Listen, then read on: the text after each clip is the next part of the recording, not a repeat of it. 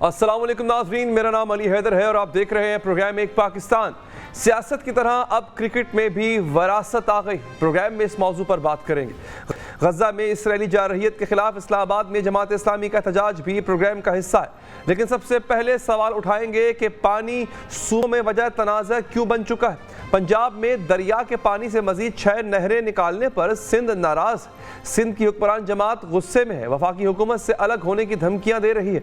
सिंध भर में एहतजाज और मुजाहरे हो रहे हैं। सिंध को शिकायत है कि पंजाब मजीद 6 नहरें बनाएगा तो सिंध के हिस्से में आने वाला पानी मजीद कम हो जाएगा।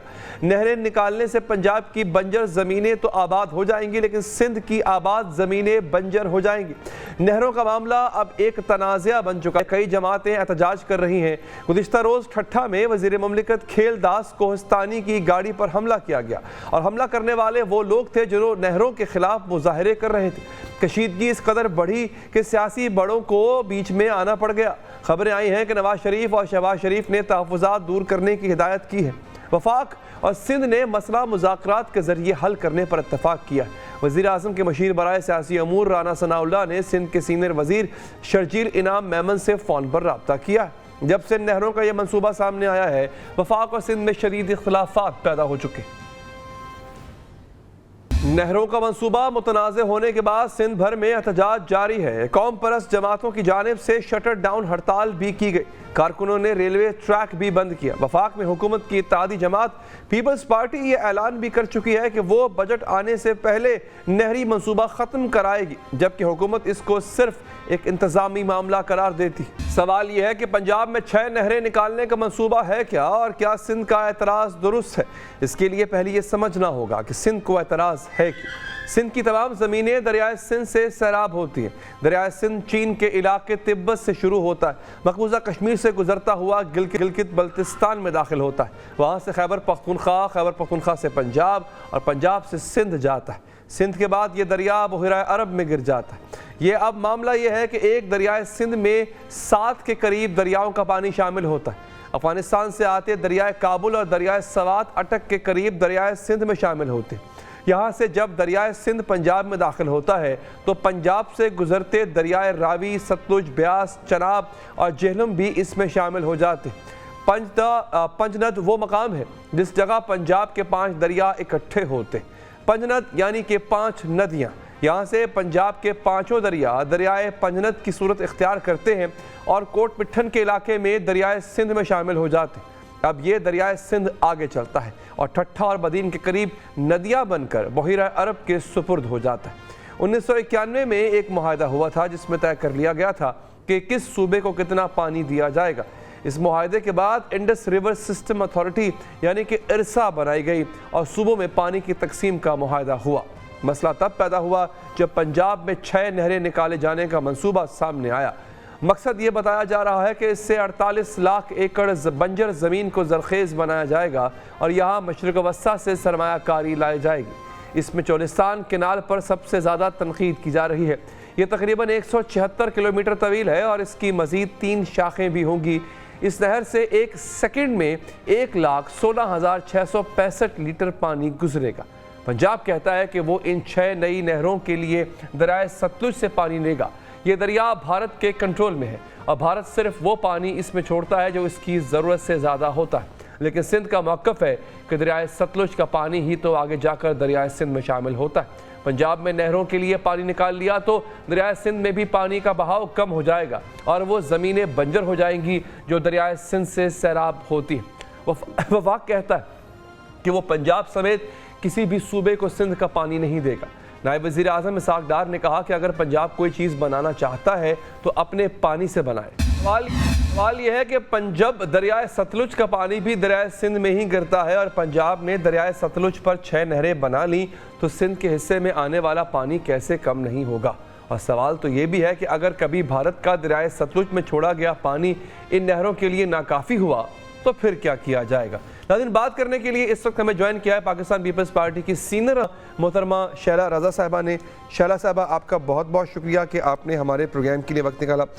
शैला साहिबा, ये इसको एड्रेस किस तरह किया जाएगा, और बड़ा अहम सवाल ये है कि इस वफाक में गवर्नमेंट आपकी है, आपसे पूछे बगैर پنجاب میں جن کی گورنمنٹ ہے جو کہ آپ کے اتحادی ہیں وفاق میں، آپ سے کسی قسم کا رابطہ نہیں کیا تھا ایسا منصوبہ پروپوز کرتے سمے؟ دیکھیے سب سے پہلے تو یہ ہے کہ یہ منصوبہ نہ پنجاب گورنمنٹ کا ہے اور نہ ہی یہ منصوبہ فیڈرل گورنمنٹ کا ہے. یہ منصوبہ جو ہے یہ کیئر ٹیکر گورنمنٹ میں اپروو ہوا جو ان کا مینڈیٹ نہیں تھا اور ان کا کام صرف ڈے ٹو ڈے ایشوز جو ہیں ان پہ اپنی گورنمنٹ کو پورا کرنا ہوتا ہے اور جب وہ کیئر ٹیکر کا ڈیوریشن ختم ہو تو الیکشن کو فیسیلیٹیٹ کرنا ہوتا ہے. لیکن ایک تو یہ اس وقت ہوا، پھر دوسری بات یہ ہے کہ باقاعدہ صدر زرداری کے خلاف اس سے ایک کیمپین شروع کی گئی جس میں پنجاب کی انفارمیشن منسٹر صاحبہ نے بھی اپنا حق ادا کیا نوکری کو پکا کرنے کے لیے، اور پنجاب کے خود کیبنٹ نے اس کو اپروو نہیں کیا. اور پنجاب کیبنٹ اپروو کرتی تو جب بھی صدر پاکستان کے پاس تو نہیں آتا، یہ اس وقت تو وہاں کے گورنر کے پاس جاتا ایسنٹ ہونے کے لیے. اور اگر یہ فیڈرل گورنمنٹ کا منصوبہ ہوتا تو پھر فیڈرل گورنمنٹ کی جو کیبنٹ ہے اس سے اپروو ہو کے with the approval of signature of the prime minister یہ صدر کے پاس جاتا. 18ویں ترمیم کے بعد صدر کے اختیارات میں اتنے کم ہیں کہ اگر صدر سائن کرنے سے انکار بھی کر دیں، اسمبلی کیبنٹ کا پاس کیا ہوا، وزیر اعظم کا بھیجا ہوا، تو وہ ایک مخصوص مدت کے بعد خود بخود جو ہے وہ اپروو ہو جاتا ہے، کیونکہ صدر کو تمام اسمبلیز جو ہے نا وہ الیکٹ کرتی ہیں تو صدر اسمبلی سے بڑے نہیں ہیں. صدر کا کام ہے ایسنٹ کرنا. صدر ایک جہاں بول سکتے تھے وہاں پر انہوں نے اس پر بات کی، یعنی کہ جوائنٹ سیشن میں. لیکن ایک کیمپین چلائی گئی زرداری صاحب کے خلاف کہ ان کے دستخط ہوئے. بھائی ان کے دستخط کس چیز پہ ہوئے؟ اس پیپر کو سامنے لاؤ. اب جو دوسری بات ہے آپ کی وہ یہ ہے کہ دریائے ستلج سے دعویٰ کیا جا رہا ہے. دیکھیے دریائے ستلج میں دریائے بیاس گرتا تھا، دریائے بیاس کب کا سوکھ چکا، دریائے ستلج بھی سوکھ چکا ہے اور ایک نالے کی شکل میں جس میں کچرا بھرا ہوا ہے. دوسری طرف دریائے چناب ہے جو کہ راوی اور جہلم کے ساتھ مل کر ایک بڑا دریا بنا کرتا تھا. جہلم سے آلریڈی پنجاب پانی لیتا ہے اور یہ پنجنت کے مقام پر آ کے یہ 5 دریا ملتے تھے جس کی وجہ سے پنجاب کا نام پنج آب ہوا، یعنی کہ 5 دریا. اب 2 سوکھے ہوئے ہیں. اب یہ کہتے ہیں کہ ہم اس میں سے نہر نکالیں گے اور دریائے ستلج سے لیں گے پانی. تو بھائی مجھے جاؤ تو دیکھو تو دریائے ستلج میں کتنا پانی ہے. دوسری بات یہ ہے کہ جب آپ جب پنجنت سے یہ آگے جاتے ہیں اور آگے جا کے 21 کلومیٹر دور کوٹ مٹھن کے مقام پہ دریائے سندھ میں گرتے ہیں اور پھر سب کے حصے بنتے ہیں سارے صوبوں کے. تو ہم تو پہلے ہی رو رہے ہیں کہ اس وقت ہمارے سارے ڈیمز جو ہیں اس میں بھی پانی کا لیول کم ہے، پانی آلریڈی کم ہے. پنجاب کو 58% کم پانی ملا اور ہمیں 68% کم پانی ملا ہے. تو آپ کہاں سے پھر نکالیں گے پانی؟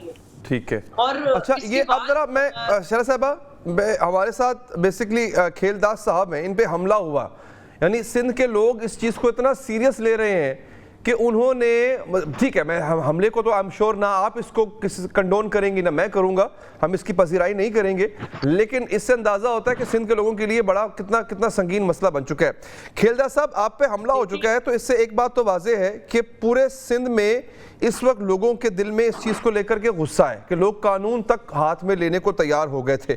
اب آپ وفاق کے نمائندے ہیں، یہ بتائیے گا کہ ان معاملات کو حل کرنے کی طرف کیوں نہیں آتے؟ اور اگر آپ نے اتنا بڑا قدم اٹھانا بھی ہے، لیٹ سے یہ تو کیئر ٹیکر گورنمنٹ نے اس کو اپروو کیا، لیکن اگر آپ اس کو بیل کو منہ چڑھانا چاہتے ہیں تو پہلے سندھ کی عوام کو اعتماد میں تو لیں، ان سے بات تو کریں. دیکھیں میرا بھی تعلق صوبے سندھ سے ہے، میں بھی سندھ کا باسی ہوں، میں بھی سندھی بولنے والا ہوں اور اس کابینہ کا بھی حصہ ہوں. میں بھی اپنی رائے کا اظہار ظاہر کروں گا یا کرتا ہوں. جو میرے متعلقہ فورم ہے، پارٹی کی قیادت کا فورم ہے، کیبنٹ کا فورم ہے، اسمبلی کا فورم ہے، جو میں میرا پوائنٹ آف ویو میں کر سکتا ہوں. مگر احتجاج کرنا عام آدمی ہو یا کسی بھی جماعت ہو، ان کا حق ہے، یہ جمہوریت ہے، احتجاج کرنا، مطالبات کرنا، اس طرح کی بات کرنا. مگر یہ جو اشتعال انگیزی ہے تو میں سمجھتا ہوں نہ اس کا آئین اجازت دیتا ہے نہ قانون دیتا ہے.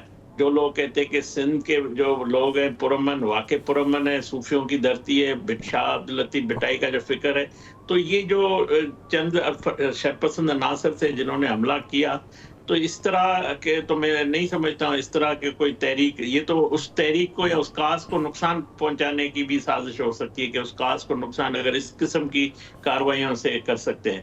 باقی جو معاملہ ہے وہ پیپلز پارٹی سے ہماری بات چیت پہلے بھی ہوتی رہی ہے، اب بھی ہمارے وزیر اعظم شہباز شریف صاحب اور ہماری حکومت بالکل پیپلز پارٹی کی قیادت سے بھی ملے گی، اور کوئی بھی ہماری اچھا ایک لمحہ رکیے گا سر، شیلا صاحبہ اس پہ رسپونڈ کرنا چاہ رہی جی شیلا صاحبہ۔ دیکھیں ایک تو کھیل داس میرے بھائی بھی ہیں، پھر یہ سندھ کے ہیں، اور ان کو معلوم ہے کہ میڈیا نیشنل میڈیا کور نہیں کر رہا۔ سندھ سے تمام صوبوں کو جانے والے راستے بند کیے جا چکے ہیں، عوامی ایکسپریس رکی ہوئی ہے، ساری ٹریفک رکی ہوئی ہے، خیرپور میں ببرلو کے پاس اپر لوگ عید کے دن تک کیا ہے، کیونکہ ہماری زندگی دیہی سندھ کی اسپیشلی پانی پہ ہی، زراعت ان کا دار و مدار ہے۔ ہمارے یہاں ڈیلٹا نہیں بن رہا، جس کی وجہ سے ایروژن بڑھ رہا ہے، اور ہمارے چھٹا، سجاول اور بدین کی سائڈ کے گاؤں خالی ہو گئے، اس کو جھٹلا نہیں سکتے میرے بھائی۔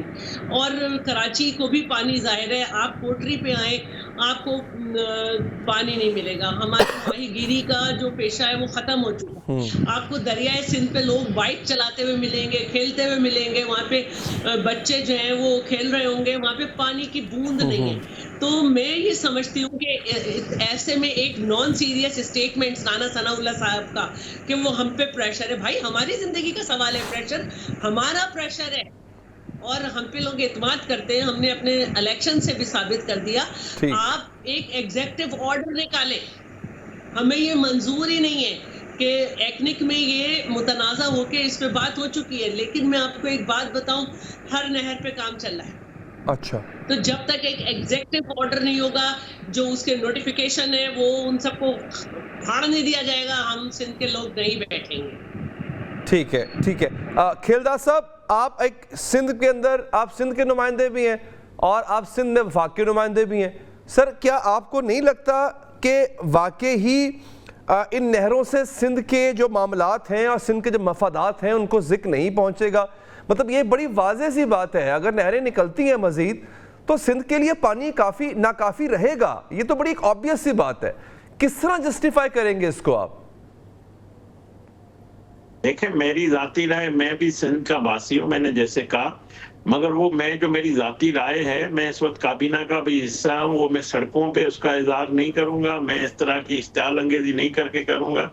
بالکل سندھ کے موقف کی میں تائید کرتا ہوں کہ سندھ کے لوگوں کو یہ تحفظات ہیں، اور میں اپنی قیادت اور اپنی حکومت کے سامنے ضرور رکھوں گا کہ ان کے تحفظات کو دور کیا جائے۔ سندھ کی عوام کی جو ایک صوبے کی عوام ہے اس کو اگر کوئی کر رہی ہے، اور حکومت یہ، آپ اگر ہمارے ڈپٹی وزیر اعظم اسحاق ڈار صاحب کی تقریر سنیں جو انہوں نے پالیسی بیان دیا تھا، انہوں نے بھی یہ کہا تھا کہ ہم کوئی ایک طرفہ فیصلہ نہیں کرنے جا رہے ہیں، اور سندھ حکومت کی درخواست پہ یہ ایکنک میں ایجنڈا کا حصہ نہیں بنایا گیا۔ تو میں سمجھتا ہوں جب تک سندھ کو اعتراض ہے، جو سندھ کے موقف ہے، تب تک یہ نہریں اس طرح اس کا آغاز نہیں ہوگا۔ اگر سندھ اعتراض کرتا ہے تو میں سمجھتا ہوں یہ نہریں ایسے یک طرفہ طور پہ وفاق منظوری نہیں دے گی۔ تو بالکل جو مطلب جس کے حق ہے ان کو ملنا چاہیے، پانی جس کا صوبے کا ہے ان کو ملنا چاہیے۔ ٹھیک ہے، میں اس جو سندھ کے عوام کی احتجاج ہے، میں ان کی رائے کا احترام کرتا ہوں، اور میرا پیش کرنے کی اس رائے کا طریقہ کار الگ ہے، ان کا الگ ہے، یہ فرق ہے صرف۔ ٹھیک ہے شیلا صاحبہ، یہ بتائیے گا، چلیں یہ تو اچھی بات ہے، وہ کہہ رہے ہیں کہ سندھ کی عوام کے اعتماد کے بغیر یہ ہو نہیں سکتا، پاسبل بھی نہیں ہے، اس کے باوجود بھی اگر بضد رہتی ہے گورنمنٹ آپ کے اتحادی، تو یہاں تک بھی کہا گیا ہے آپ کی طرف سے کہ پھر ٹھیک ہے ہم حکومت سے علیحدہ ہو جائیں گے، کس حد تک سیریسلی سوچا جا رہا ہے اس چیز کے اوپر؟ میرے بھائی پہ حملہ ہوا، مجھے بڑی تکلیف ہوئی، اللہ نے انہیں محفوظ رکھا، اللہ کا شکر ہے، اور سندھ کے لوگ بہت ہی امن پسند ہیں۔ میں نے کہا کہ انہوں نے رمضان تک میں احتجاج کیا، روزے کی حالت میں۔ دیکھیے میں یہ سمجھتی ہوں کہ ہمیں اعتراض ہے اور ہم بار بار یہ کہہ رہے ہیں کہ اس پہ کام روکا جائے. اور میں نے پوری آج تفصیل بھی نکالی تھی 6 نہروں کی کہ کیا کیا نام ہے, کیا کیا ہے. آپ دیکھیں کہ گریٹر تھل کینال بھی بنا, ہم احتجاج کرتے رہے. اس کے علاوہ جو اور ہے اس میں چشمہ لنک کینال سے بھی پانی لیا جا رہا ہے. ہم اعتراض کرتے رہے. ہم نے ارسا, جب ہم اپوزیشن میں تھی پیپلز پارٹی, تو اس وقت 91 ایکارڈ ہوا, ہم اس کے خلاف تھے. آج اس کے حساب سے بھی پانی نہیں مل رہا. پھر ارسا بنائی گئی, اس میں یہ تھا کہ چاروں صوبوں کے جو ہیڈ ہیں وہ ریگولیٹ کریں گے اور ان کی ہر تھوڑے دن, ہر 3 مہینے کے بعد ان کی وہ سربراہ ہوں گے. جیسے ہی سندھ کا نمبر آتا تھا جھگڑا ہو جاتا تھا, یہ خود بھی بتائیں گے. اور اب تھوڑے عرصے پہلے ہیڈ کے طور پر ایک بیوروکریٹ کو منتخب کیا گیا, اور یقیناً کہ ان کا تعلق پنجاب سے ہے. اور اب یہ ہوتا ہے کہ پہلے تو 3-1 ہو جاتا تھا, اب 4-1 ہو جاتا ہے. یعنی کہ ہمارے ممبر نے اپوز کیا اور ہیڈ کا بھی ایک وہ ہو گیا اور پنجاب کا بھی ایک ووٹ ہو گیا. تو یہ بہت ہی ڈسٹربنگ باتیں ہیں. اور میں آپ کو ایک بات بتا دوں, ہماری بات چیت یہیں سے شروع ہوگی کہ یہ منصوبہ واپس لیں, اور ہماری بات چیت یہیں ختم ہوگی کہ یہ منصوبے آپ واپس لیں. اور یہ کسی بھی طرح حکومت کو چاہیے, وزیر اعظم کو چاہیے کہ الداز صاحب ان کے بہت اچھے سپورٹر ہیں, ان سے پوچھیں کہ سندھ میں کیا صورتحال ہے, ان کے ساتھ ایک ٹیم تشکیل دے دیں کہ کیا ہمارے کوسٹل ایریاز کا حال ہے, کیا ہمارے بدی. بالکل یہ مفاہمت سے بات چیت سے ہی حل ہوگا. شرح صاحبہ, کاش وقت ہوتا تو مزید بات ہوتی ہے اس پہ. میں ریلی سوری, مجھے کاٹنا پڑا. آپ کو بہت بہت شکریہ کہ آپ نے ہمارے پروگرام کے لیے وقت نکالا. کھیلداز صاحب, آپ کا بھی بہت شکریہ سر کہ آپ پروگرام میں تشریف لائے.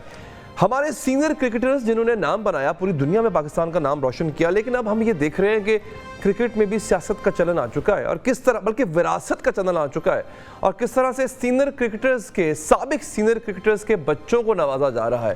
اس وقفے کے بعد بریک کے بعد حاضر ناظرین, باپ دادا کی بادشاہت, خاندانی اثر و رسوخ اور طاقت کے زوم نے پاکستان کے دیگر شعبوں کو جس طرح اپنی لپیٹ میں لے رکھا ہے, اب اسی انداز نے پاکستان کرکٹ کو پوری طرح جکڑ لیا ہے. جس کے باپ کی لابی زیادہ مضبوط ہوگی وہ اچھے مقام اور مرتبے کا حقدار ٹھہرے گا. آپ لیجنڈ کرکٹر کے فرزند ہیں تو پی سی بی آپ کے لیے فردوس بری ہیں. آپ لیجنڈ کے داماد ہیں تو آپ کی پانچوں انگلیاں گھی میں اور سر کڑاہی میں ہوگا. کروڑوں کے فنڈز, پروٹوکول, بما اہل و عیال, غیر ملکی دورے, کارکردگی صفر, سفارشی کلچر, پرچی سسٹم, میرٹ کی دھجیاں, نتیجہ زیرو.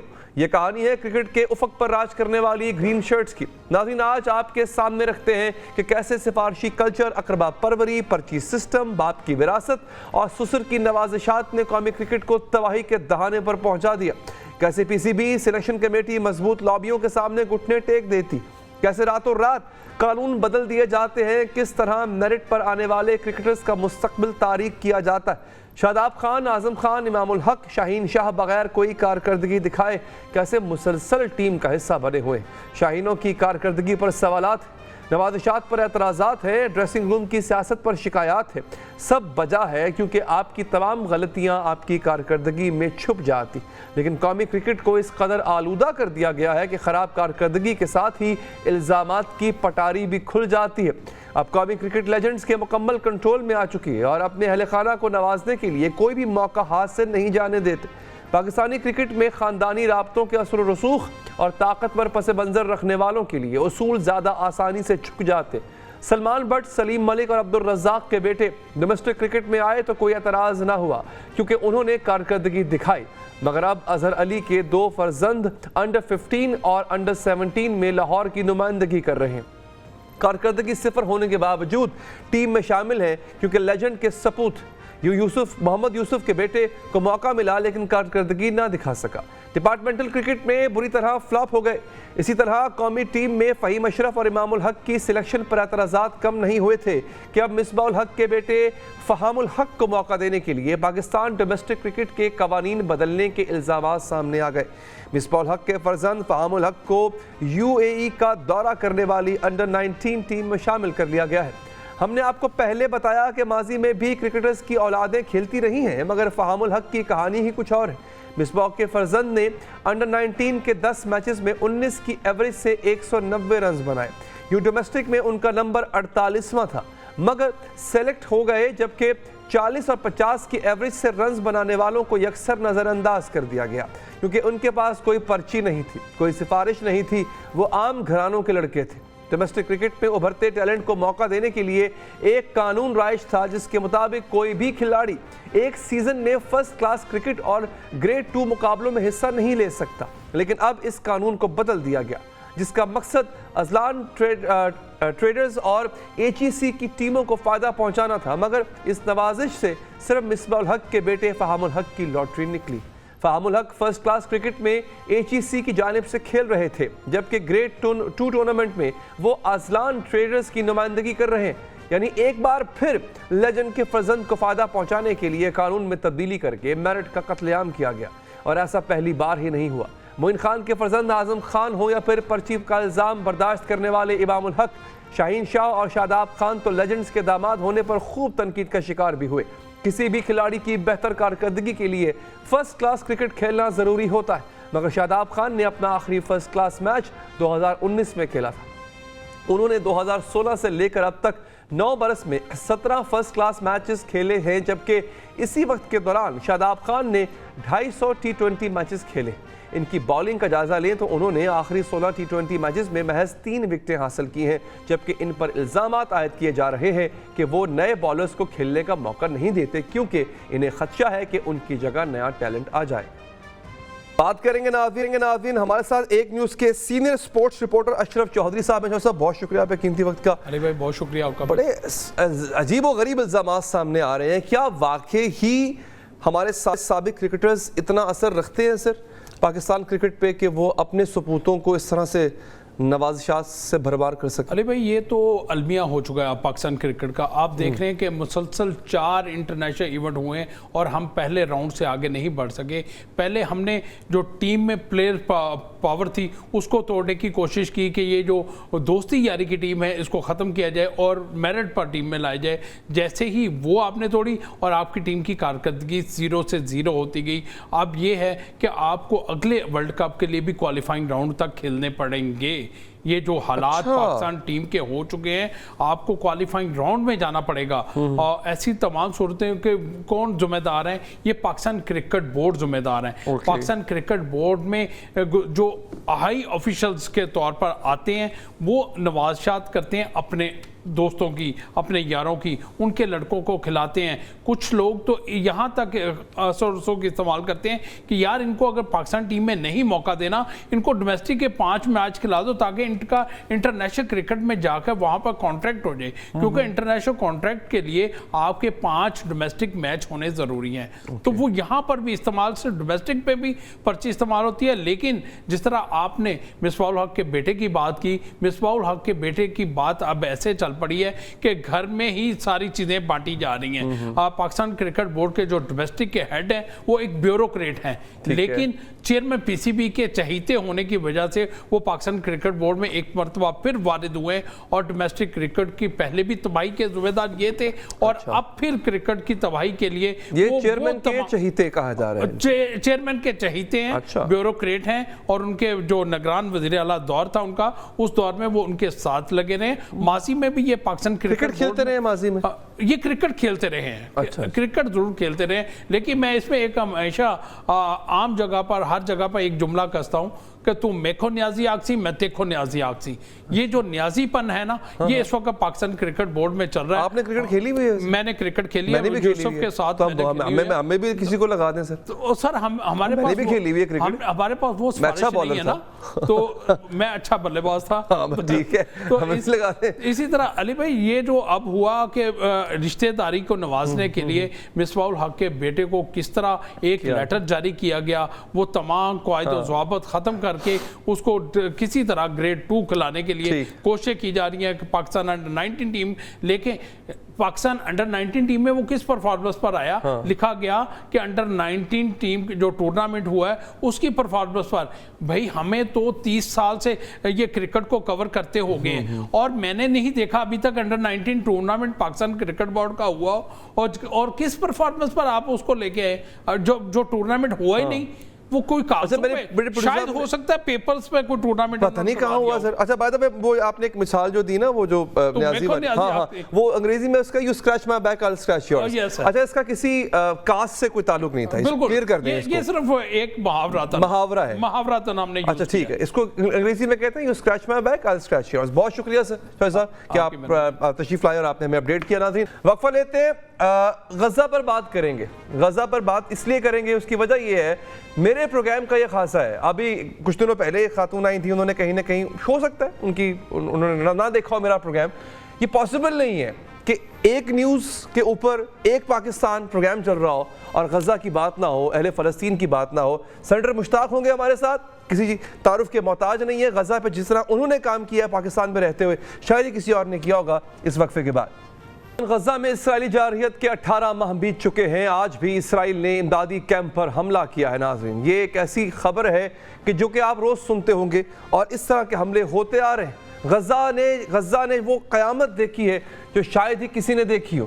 ناظرین یہ حملہ 25 فلسطینیوں کی جان لے چکا ہے. غزہ میڈیا آفس کے تازہ ترین اعداد و شمار کے مطابق 1.5 برس کے دوران 61,700 فلسطینی صہیونی جارحیت کا شکار ہو چکے, جبکہ 1,70,000 کے قریب زخمی ہیں. آج ہی نیتن یاہو نے اعلان کیا ہے کہ اسرائیل اپنے حملوں میں مزید شدت لائے گا, جبکہ حماس نے عارضی جنگ بندی کی اسرائیلی تجویز کو بھی مسترد کر دیا. فلسطین میں اب بات مسلمانوں تک ہی محدود نہیں, بلکہ اسرائیلی حکومت کی جانب سے فلسطینی عیسائیوں پر عائد کی جانے والی پابندیاں اور ان کے خلاف تشدد میں نمایاں اضافہ ہوا. قابض اسرائیل نے رواں برس فلسطینی عیسائیوں کو القدس میں عبادت کرنے کی بھی اجازت نہیں دی. یہی نہیں بلکہ عیسائی مذہبی رہنماؤں کے خلاف اشتعال انگیزی میں بھی اضافہ ہوا, جس میں اسرائیلی آبادکاروں کی جانب سے عیسائیوں پر حملے اور یروشلم کے اندر پادریوں پر تھوکنے جیسے واقعات شامل ہیں. اس سال اب تک ایسے 43 واقعات پیش آ چکے ہیں. یہ صورتحال فلسطینی عیسائیوں کے لیے نہ صرف ان کی مذہبی آزادی پر حملہ ہے, بلکہ ان کی شناخت اور موجودگی کو بھی خطرے میں ڈال رہی ہے. عالمی برادری کو چاہیے کہ وہ ان مظالم کا نوٹس لے اور فلسطینی عیسائیوں کے حقوق کے تحفظ کے لیے اقدامات کرے.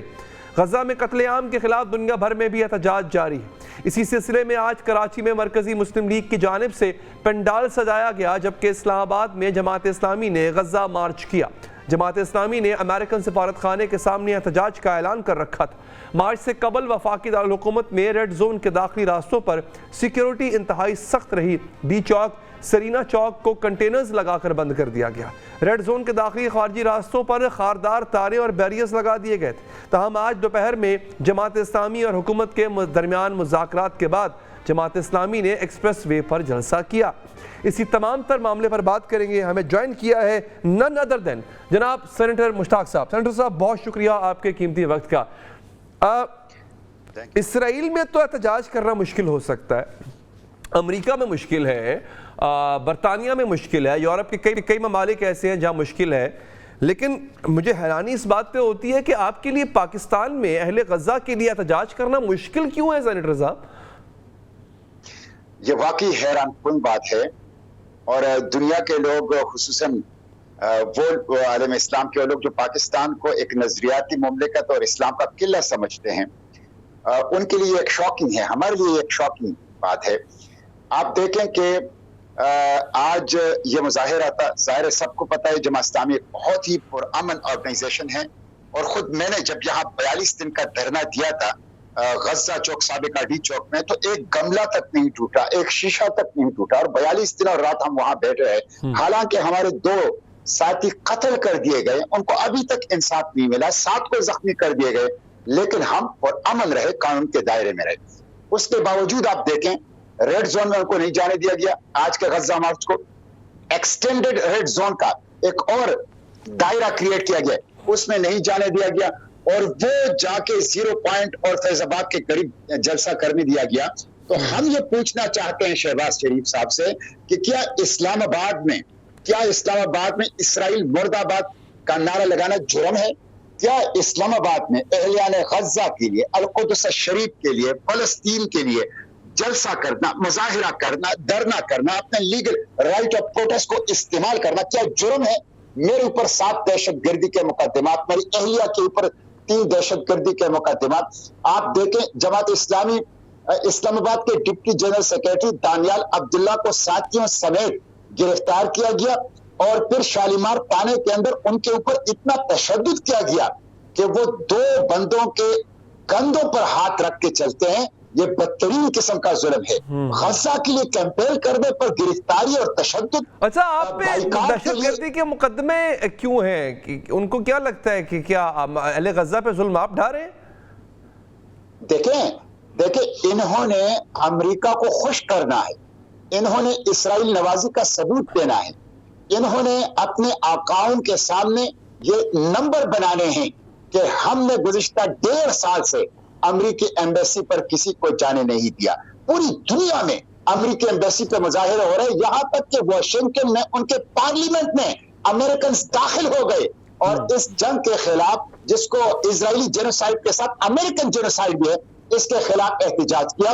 تو میں شہباز شریف سے پوچھنا چاہتا ہوں, کیا امریکی ایمبیسی کی حرمت مسجد اقصی سے زیادہ ہے؟ کیا امریکی ایمبیسی کی حرمت ارض الانبیاء فلسطین سے زیادہ ہے؟ کیا امریکی ایمبیسی کی حرمت غزہ کے اندر بہنے والے معصوم اور مخلص خون سے زیادہ ہے؟ یہ بدترین قسم کی امریکی غلامی ہے اور بدترین قسم کی اسرائیل نوازی ہے, جس کی جتنی مذمت کی جائے کم ہے. اسی لیے میں کہتا ہوں, عوام کو کہتا ہوں کہ دیکھیں اس حکومت کا بالکل واضح ہو گیا ہے کہ انہوں نے اقبال اور قائد کی فلسطین پالیسی سے ٹوٹل انحراف کیا ہے. 11 پاکستانی اسرائیل گئے ہیں شراکا کے تعاون سے. شراکا ایک ادارہ ہے اسرائیل کا جس کو ایک اسرائیلی آرمی کا ریٹائرڈ میجر چلا رہا ہے. ابھی تک ان کے نام سامنے نہیں لائے گئے, ابھی تک ان کے خلاف ایکشن نہیں لیا گیا. اقوام متحدہ کے ہیومن رائٹس کونسل میں ریزولوشن پاس کی گئی جس کی تعریف امریکن جیوش کانگریس نے کی اور پاکستان کا شکریہ ادا کیا. پاکستان کا شکریہ تو اہل غزہ کو ادا کرنا چاہیے تھا, یحییٰ سنوار کو, اسماعیل ہانیہ کو, حسن نصر اللہ کو ادا کرنا چاہیے تھا, لیکن پاکستان کا شکریہ امریکن جیوش کانگریس, امریکی یہودی کانگریس ادا کر رہے ہیں. اس سے آپ اندازہ لگا سکتے ہیں کہ شہباز شریف نے فلسطین پالیسی میں کتنی بہت بڑی شفٹ جو ہے وہ واقعہ کر دی ہے. اب غزہ کے لیے بینر اتارنا اسلام آباد میں, غزہ کے لیے جلسے کرنے کے اوپر FIR درج کرنا اور بدترین قسم کا تشدد کرنا, غزہ کے لیے بائیکاٹ کی کیمپین جو ایک ایجوکیٹیو کیمپین ہے, جو کہ پیسفل کیمپین ہے, جو کہ قانون کے دائرے کے اندر ایک اویئرنیس کی کیمپین ہے, اس کو برداشت نہ کرنا یہ ثابت کرتا ہے کہ حکومت نے مسجد اقصی کو فروخت کر دیا ہے. یہ اقصی فروش حکومت ہے شہباز شریف کی. انہوں نے غزہ کے خون سے, ان کی قربانیوں سے سودا کیا ہے. اس لیے میں عوام سے کہتا ہوں کہ دیکھیں چند دن ہے, اسرائیل کا ڈکلیئر آبجیکٹیو ہے کہ جس دن غزہ کا سقوط ہو جائے گا ہم نے مسجد اقصی کا انہدام کرنا ہے. پھر رو گے, پھر پچھتاؤ گے, پھر ضمیر پر بوجھ ہوگا, پھر گلٹی فیل کرو گے, پھر کچھ ہاتھ نہیں آئے گا. ابھی وقت ہے, کاؤنٹ ڈاؤن شروع ہے, الٹی گنتی شروع ہے. نکلو اسلام آباد کی طرف, امریکی ایمبیسی پر دھرنا, پارلیمنٹ ہاؤس کے سامنے دھرنا, اوپن اینڈڈ دھرنا, لامحدود دھرنا, لیکن یہ تو گارنٹی ہے نا سر آپ دے رہے ہیں, صحافیوں کا, تاجروں کا, کاشتکاروں کا, طلبہ کا, اس وقت تک دھرنا جب تک جنگ بندی نہ ہو, جب تک غزہ کو بچائے نہ. دیکھیں علماء نے, عرب و عجم کے علماء نے فتویٰ دیا ہے جہاد کی فرضیت کا. میں پوچھنا چاہتا ہوں پاکستان کے حکمرانوں, پاکستان کے جرنیلوں سے, عالم اسلام کے حکمرانوں. سینیٹر صاحب میں آپ سے ایک درخواست کروں گا سر کہ مجھے, چونکہ میں نے آپ سے وعدہ کیا تھا بریک سے پہلے بھی کہ میرا ہر ہفتے پروگرام ہوتا ہے غزہ پہ اور اہل غزہ کے لیے, آپ نے مجھے وقت دینا ہے, یہ میری آپ سے ریکویسٹ ہے سر. آج چونکہ وقت ختم ہو چکا ہے پروگرام کا, میں مشکور ہوں کہ آپ نے پروگرام کے لیے وقت نکالا. ناظرین اب تک کے لیے اتنا ہی, اپنا بہت خیال رکھیے, اللہ نے کے بعد.